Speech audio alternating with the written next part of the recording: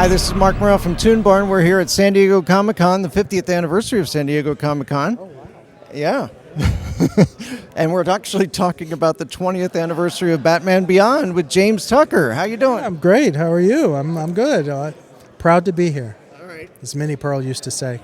We have a show that was created after Batman the Animated Series where that was a lot about like 40s film noir, and the music behind it was like that. How did you decide on the music for a futuristic Batman? Well, I didn't, but Bruce Timm. I didn't. The way the story goes is Shirley Walker and her group of musicians who worked with her at the time, which later became Dynamic Music Partners, Chris, Mike, and Lolita.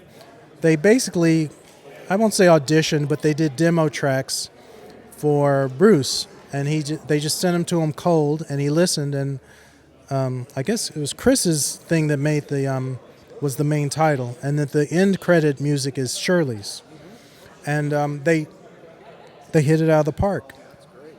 So it wasn't a big.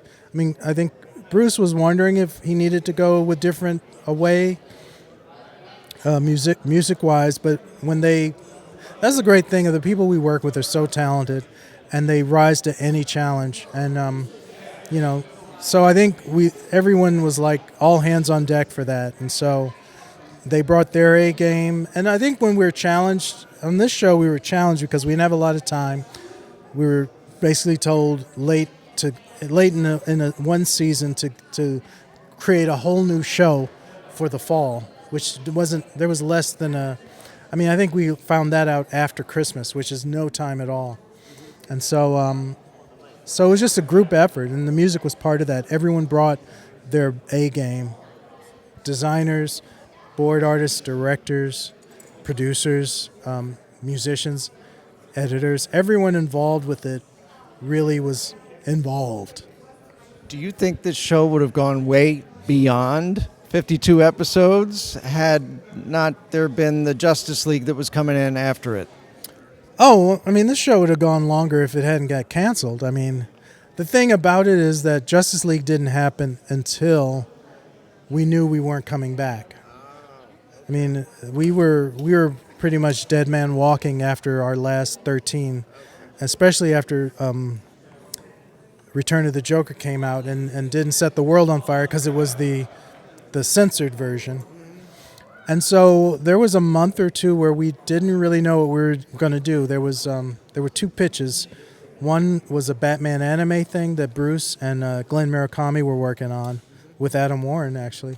And they had some money left for some animation. So I did which is ironic now, it was a Young Justice League trailer, which we included on one of the discs if you want to go back and see.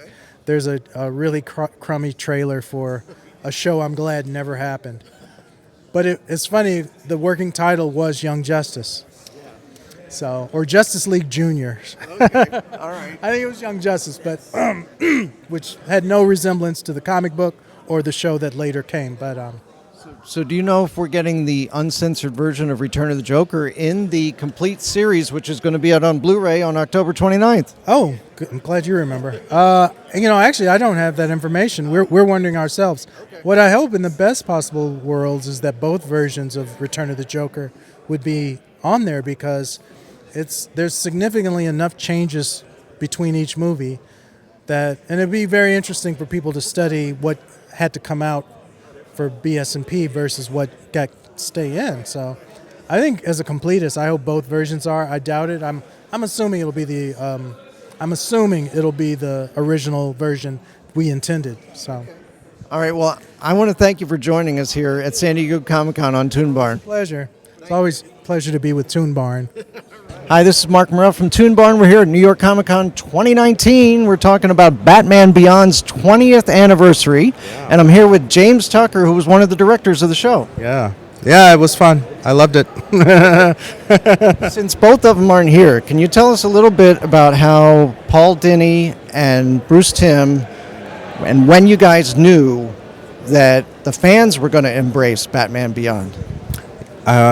We didn't know until probably the show was canceled that the fans would embrace it. But I think when Return of the Joker came out, We knew we had something because by the middle of the second season, what little internet there was then was pretty favorable toward us. I think we had converted the naysayers to understanding what we were trying to do, and how we had tied it to BTAS, and how we didn't throw out anything they loved with Batman the Animated Series. We embraced it and then showed the flow. And a lot of people rejected the idea that this would be Bruce's future.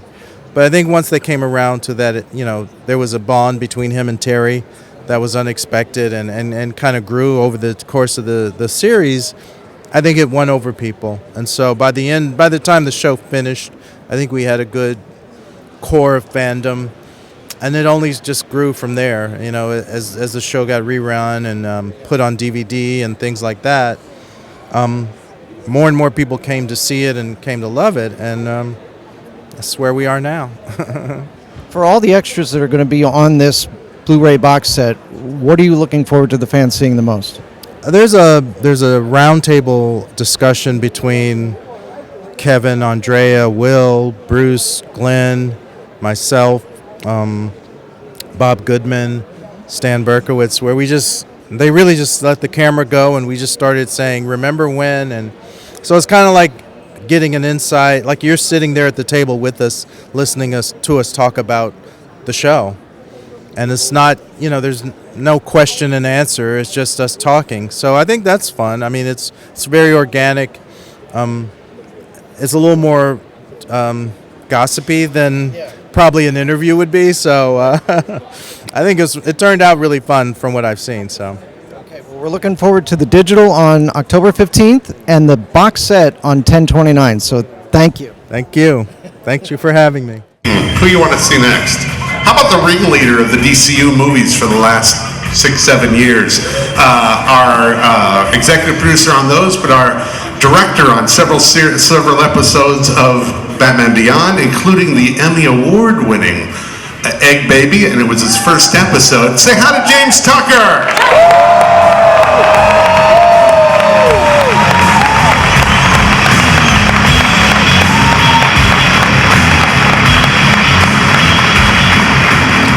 Was it difficult in bringing new villains and creating new villains and bringing old ones, and what was the process in doing it? That's an excellent question. We really try to avoid just bringing back all the old villains and just, calling, Joker Beyond and Two-Face Beyond and whatever, but we use them as archetypes. So we looked at the classic archetypes of the original Batman villains, and we said, okay, what's a modern spin on that that's not a direct descendant of it? So, for instance, like Clayface, was a shapeshifter. So we said, okay, what's a futuristic version of a shapeshifter? And that's how we came up with Ink. That was actually something I think we all just kind of just started drawing, because we had to develop this whole show in no time. So all of our artists just started coming up with designs, and James Tucker over here did this weird blobby design of this weird female shapeshifter, and he put the word INQUE on it. I'm like, that's awesome. So that's how that character came about. Any creative license you took? I mean, anything in particular that fed into all of that? I know, Bruce was very specific about not wanting to just do Villain of the Week from BTAS, futuristic Joker, futurist. He wanted to give Terry his own rogues gallery. And so we really leaned into that. It could have been easy just to retread a lot of characters and put a futuristic spin on them, but these guys always want to challenge us and make our lives miserable, and so we had to come up with new stuff. And the writers, the designers, storyboard, we couldn't fall back on our old Batman isms that we had learned doing the original series and the New Adventures. So it was a challenge from day one, and it really invigorated the crew morale. We were a happy crew. We knew what we were doing, but I think we were getting a little bit complacent. And so this was a boost to it made us grow as artists. And it also led to us developing the techniques we then later used in Justice League and Justice League Unlimited.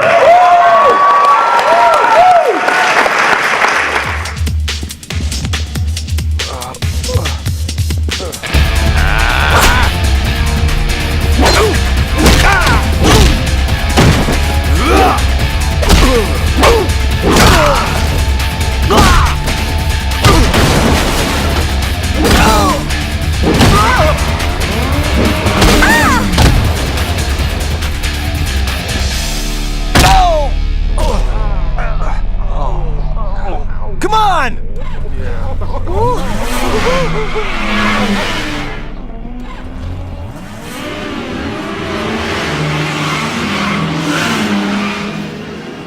you're something. I've never seen anyone.